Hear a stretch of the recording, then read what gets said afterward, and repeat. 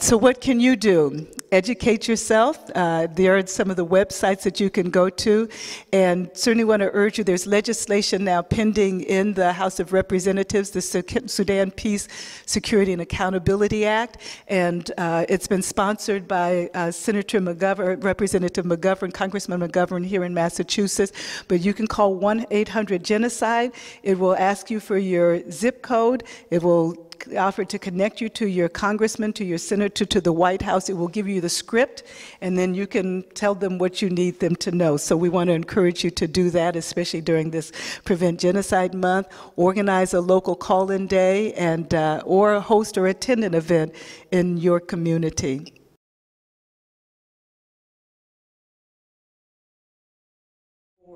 Now, I will tell you that this is an easier work for women. I have had men tell me that there is absolutely, as a matter of fact, one of the reasons we went to women first was because the men said, I asked one of my men friends from Darfur, can we do this?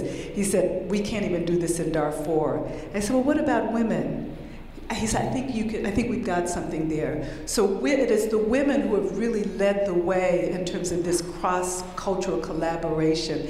And now I have men coming to us asking us, when are you going to start My Brother's Keeper, right? So it's hard work, and you have to stay at it. Just like the issue of race, these things that you're talking about, this is an ongoing work. I will be black until the day I die, and every day I have a new story to tell you about being black in America. It never goes away, and we have to keep working at it. We have to keep working through the privilege issues, but if black people tell me, I'm telling you, there's a whole bunch of issues black people have, you know, in terms of race and hair and color and all of that stuff, you know, extra orientation, sexual, all of that stuff. You have to keep working at it. Be vigilant, hold yourself accountable, but never give up.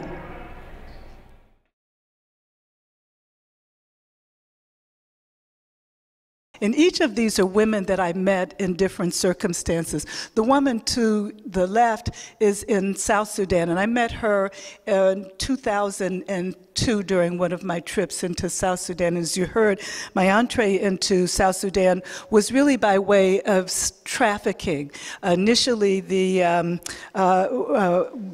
conflict between the North and the South, I'm not going to go into a lot of that, is 2 decades long, but one of the byproducts of that conflict was the enslavement of people. And typically people will tell you that they hear the Antonov bomb planes coming, the bombs drop, and then men in jeeps or on horseback would come.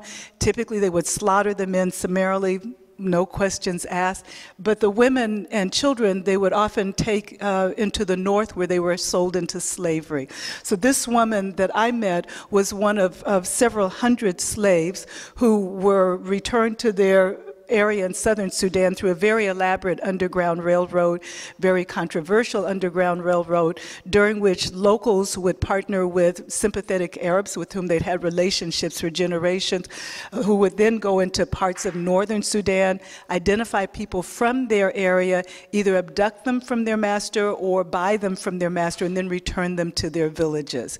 And people were raising money around the world to underwrite this system so that the cost of freeing a slave, and this again had been worked out with the locals and the Arab tribesmen, was $33 a person. So at that point, for $33, you too could have purchased the freedom of primarily women and children. And this is one of the women that I met who had been enslaved.